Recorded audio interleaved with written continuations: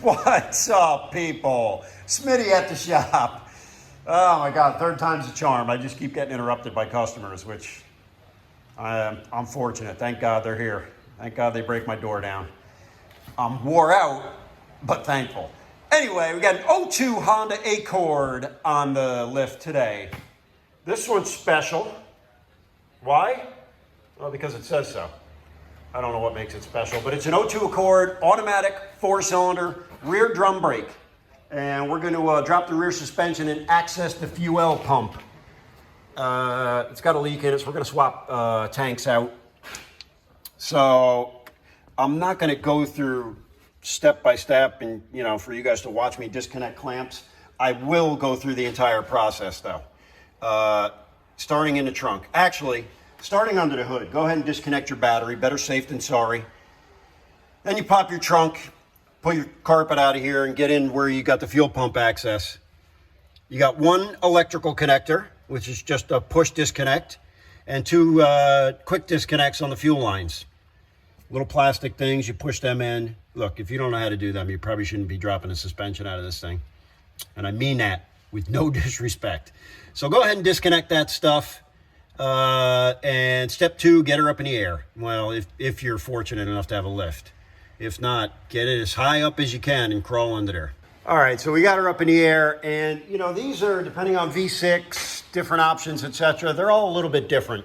That's how I wanted to specify, what drivetrain was in this, etc. Next step you're going to do is drop the exhaust. In my case, this thing is welded up on several occasions. Somebody welded the tri-flange. I went ahead and did a nice clean cut with a tubing cutter because we'll have to MIG that back together when we're done. Just go ahead and drop your exhaust out of the way.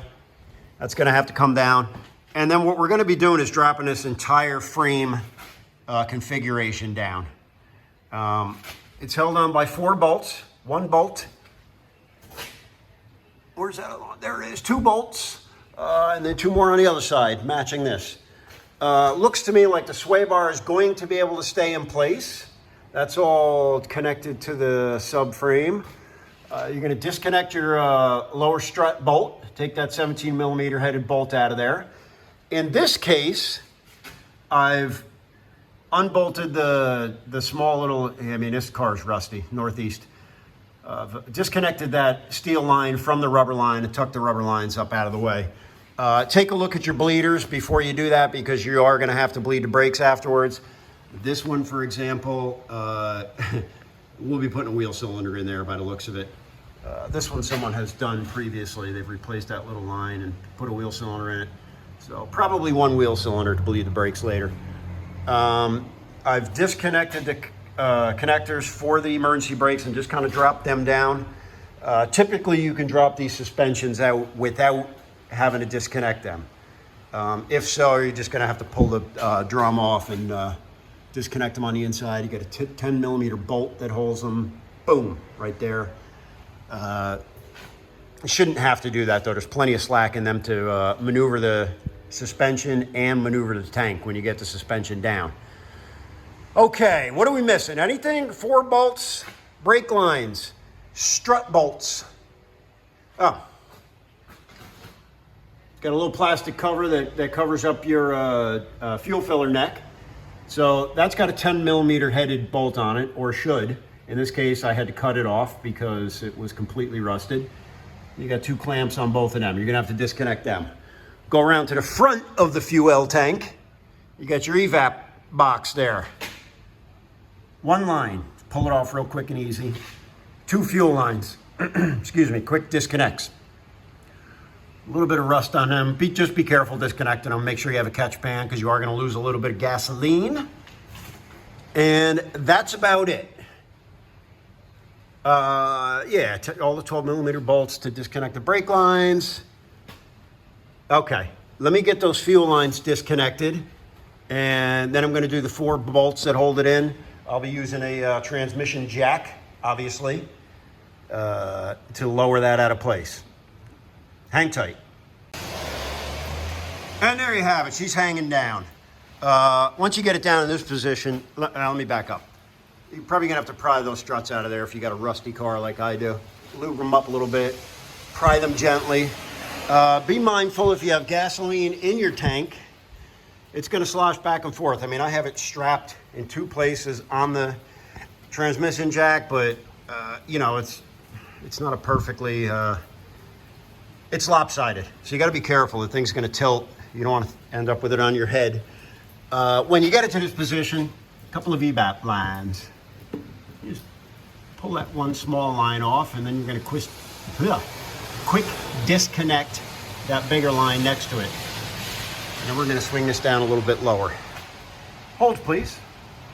All right, and she is swinging. Use your evap lines and your fuel lines. This is going to be our next bone of contention. Look at that bolt. That is hairy. We were leaking from that corner over there.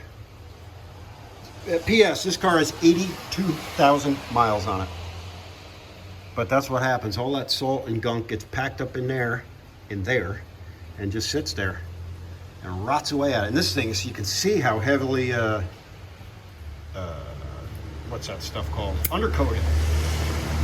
I mean, it's got a heavy dose of undercoating on it.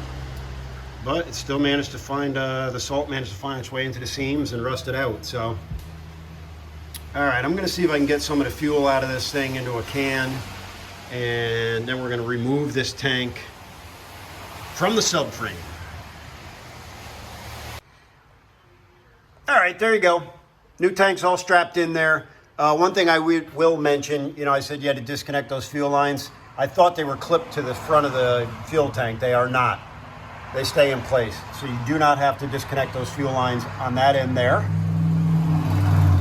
Sorry about that. I'm waiting for one. I had one gas tank strap that snapped. So I'm waiting for that to show up. Fuel filter's back on there. Everything else, fuel pump, etc., is mounted in with new seals. And again, once that strap comes, we'll get this thing back up, bolted in there.